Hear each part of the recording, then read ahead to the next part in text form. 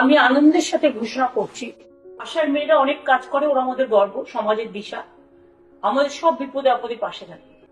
ওদের জন্য 750 টাকা করে এপ্রিল মাস থেকে বাড়ানো হলো। 2 হচ্ছে যারা অঙ্গনারী ওয়ার্কার আছে তারাও 8,250 টাকার মতো পায় এরকম, তো ওদেরও 750 টাকা করে বাড়ানো হলো এপ্রিল মাস থেকে। আর যারা ICDS হেল্পার আছে তারাও 6,000 সামথিং পায় এবং তাদেরটাও 500 টাকা করে 1 এপ্রিল থেকে বাড়ানো হলো।